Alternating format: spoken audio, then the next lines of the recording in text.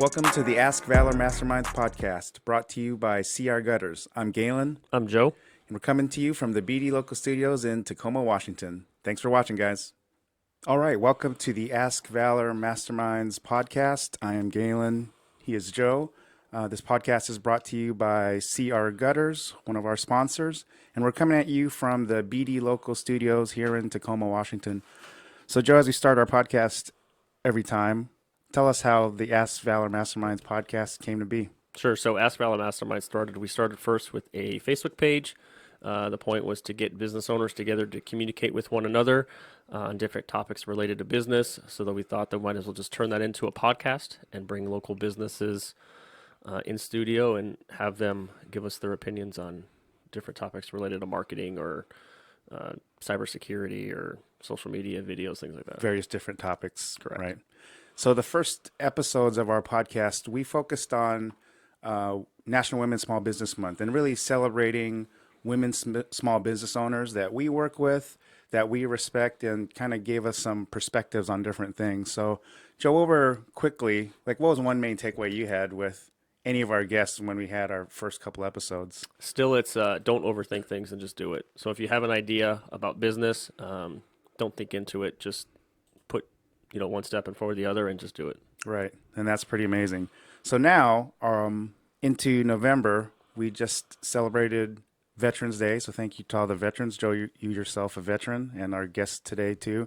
So we're celebrating this month all the veteran-owned small businesses. So kind of as we start our CR Gutters Did You Know segment, and again, I like to do some research and numbers. So I just want to go over a couple numbers on how veteran-owned businesses impact our economy.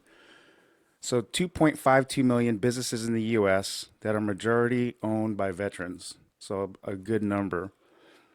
9.1% of those U.S. businesses that are majority owned by veterans.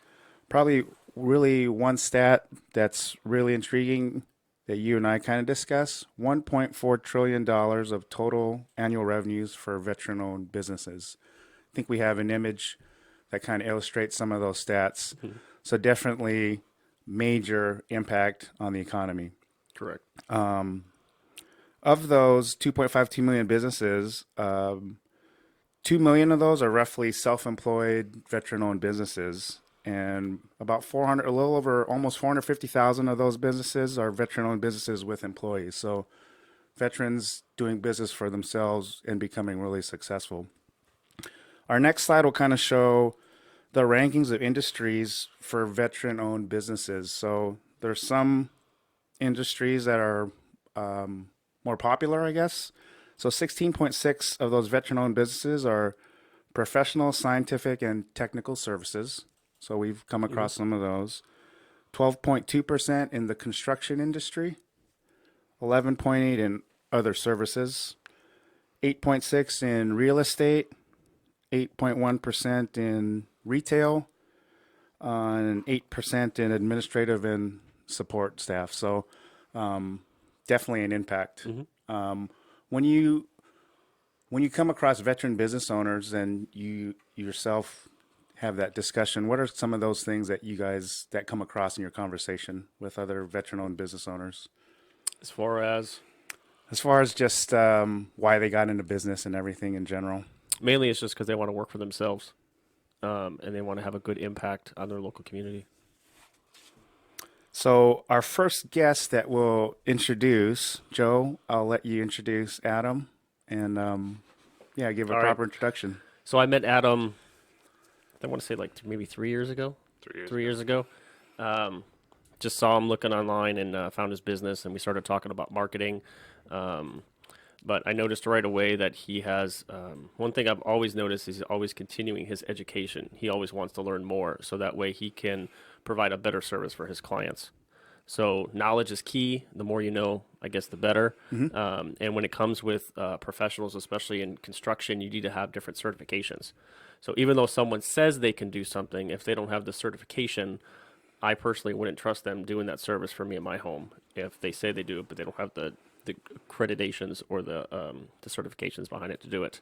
So I've known Adam for a few years. He does a good job. He does good things for our community. And being that he's a veteran-owned business, I figured it'd be good fit for to have him on as a guest. And he has a good impact with our local community, so That's awesome. that's why he's here. Yeah, thanks for being here. Not a problem. Yeah. So, first question, what did you learn from the Marine Corps that has helped you in business? What have I learned from the Marine Corps? I was in the Marines for almost 8 years as an active reservist at a time in our country where active reserve units were getting deployed pretty much every 12 to 18 months. So in that time, I learned a lot of good and bad things, mostly dealing with organizational leadership. So probably the biggest thing that I learned that I apply to my business is kind of to lead from the front, that I had many leaders in the Marine Corps, not to put down the Marine Corps or anything, that would give you a task but not be willing to jump in and do it themselves. And then I had other leaders that did the complete opposite, where they were willing to get muddy, roll around, do whatever, you were doing with you. And so that's one thing that I do in my business. So I have, I've grown my business up to about 6 employees, probably 8 to 10 employees this next summer. We run 2 crews, so depending on where they're at and what they're working on, if I'm out there with them, I'm going to be willing to do anything that they're doing with them. So that was kind of probably the bigger thing for the Marine Corps, is to be willing to, jump in there and lead from the front. Yeah, nice. So remind everyone who's watching what exactly you do. Adam Goit, Brookside Landscape Design. We are mostly, as far as landscaping goes, we're more of an outdoor living specialist. We really specialize in water features. We're a certified Aquascape contractor, water feature installation, maintenance, repairs. Less of the landscape maintenance. We don't do much of that. Mostly installation of, custom outdoor living spaces and water features. And you mentioned the Aquascape certification. How many landscapers in the state of Washington have that? Right now there are 3. There are 3 contractors in the state of Washington that have that certification. So that's just not your general contracting license. There's a special license and certification you need, correct? Exactly, yeah. So I had to do a significant amount of hours of training through their academy, which has testing and all that stuff. I also had to submit a bunch of projects that we had done using their products, basically to prove that we knew how to design and install an ecosystem water feature up to their standards and up to their basically they're just vetting us to make sure that we're going to be installing their products properly and that it's going to look good.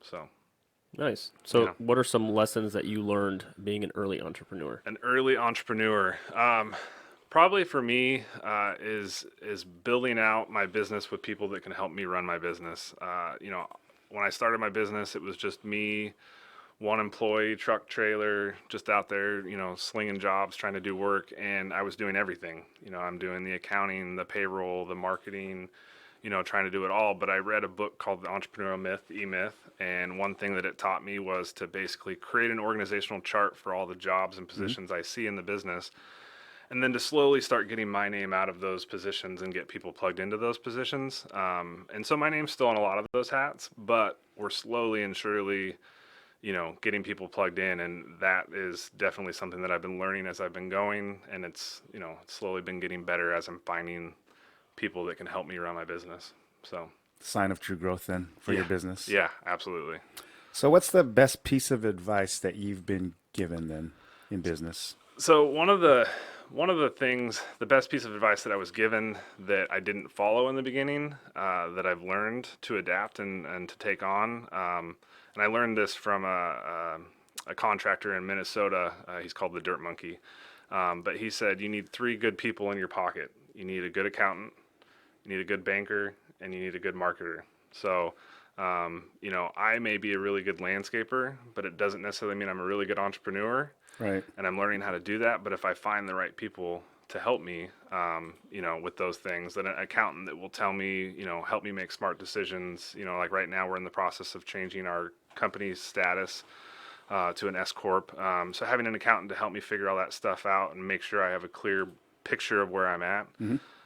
Having a good banker, you can't always just do this stuff with cash, that sometimes you need a good banker to help you along the way. And then also, someone who specializes in marketing that can help you, decide which forms of marketing are working and how they're working. So awesome. So with the marketing being that's a marketing podcast, what are some of the things that you've done for your business and marketing that hasn't worked and that has worked as well?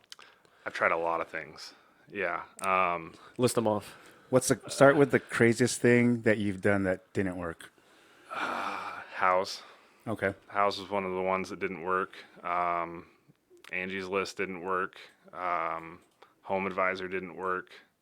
Basically, any of those people, if you're an entrepreneur and you're getting phone calls from these companies because they want you to, pay their monthly fee Yes. and do their thing, basically all of those have not worked. Okay. They're not my clients. They're not my ideal clients. People just trying to get random estimates and stuff like that. Not what we're looking for. So a lot of those haven't worked. BNI has always been a big part of Business Networking International. For me, that's been a big part, but it probably only adds up to about 10 to 15% of what my business is. Okay.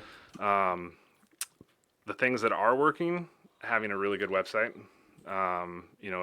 We agree, right? Yeah. So Absolutely. that's what we do. Yeah, I've been told that currently in Kitsap County, I have one of the better websites for a landscaper.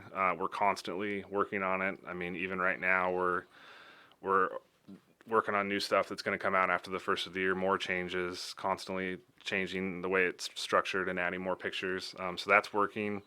My SEO is obviously working, right? Which I'm getting help with. I've been landscaping for, since like 1998. But my business we're going into our 4th year. I needed to get out fast. Like I wanted to get to other cities really quick. And then even though I could take over Bremerton and Silverdale pretty quickly, Right. I wanted to capture Gig Harbor and Bainbridge Island and Kingston and Paulsbo, and that's what SEO has helped me do. That it's basically helped slingshot me into like the first page for a lot of those different communities. So that's worked. What else is there? You know what I've tried. Done some Google AdWords. We have done some of that. Yep, we'll do some more of that. You do. One thing I like is you post all of your jobs before, during, and after on social media. It's true. You're doing some videos as well. Yeah, so that's something that we're going to be leaning really strong into after the first of the year. I actually hired an employee not knowing that he was like on the side a YouTube vlogger. I had no idea, and then I found that out, and I'm like, oh, Bonus. All right. So I bought him a bunch of equipment, and now we're like filming our job sites. We're doing time lapses. We're doing drone footage. Nice. So after the first of the year, we're going to start dropping some videos on YouTube, and hopefully we're shooting for once every other week, we can drop a video of some projects that we've worked on. And so that's a new thing. And I think we're kind of, that's kind of a new thing that's happening. And I think we'll probably be one of the only ones in the county that's really doing much of that. So with landscaping, since we live in Tacoma in Pierce County, or we're in Pierce County now, so Washington State. So the weather's not the greatest year round. Yeah. So is your business typically seasonal then? It is and it isn't. I tend to schedule jobs in the winter I know I can do in the winter. Okay. So we really don't stop. Sometimes I wish we could because I would like a month or two off. But we'll keep going. So for example, right now we're working on a project where we're doing a permeable paver patio. And so once we get our gravel base installed and the drainage is all taken care of, we can just kind of keep working. If it's a monsoon, I'm going to tell the guys just to take a day off. But even last year when it snowed, when we had that massive snowfall, we actually worked 3 days that week. Didn't you bring stuff to melt the snow, correct? Yeah. We had we're doing another permeable paver patio, and we shoveled off some of the snow. We brought out some torches, we melted it, and we just kept working. My point in asking that is some of our viewers and listeners have seasonal businesses, but there's importance in marketing year round. You just don't stop, right? You keep going. No, Okay. we keep going. Yeah, no, we keep going. So, because even though, right now we're scheduled out, as far as new projects, we're scheduled out till, early spring.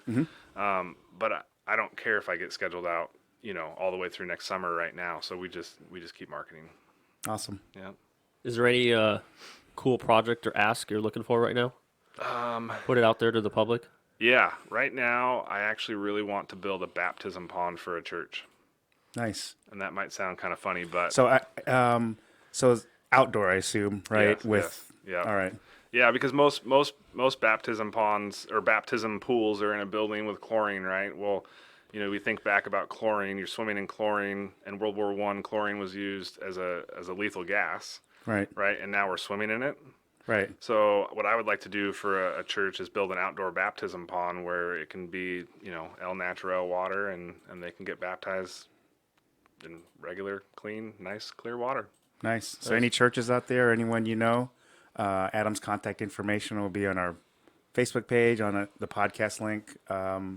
Help him fulfill his dream project. So, Yeah. Any last minute tip, real quick, for businesses? Keep grinding. I don't Keep know. grinding. Love it. Yeah. yeah. Cool. Well, thank you for being on. All right. Thank you. Well, thank you for your service also, for our celebration of veteran-owned businesses and everything. And we'll take a quick break and bring our next guest aboard. Thank you. Thank you.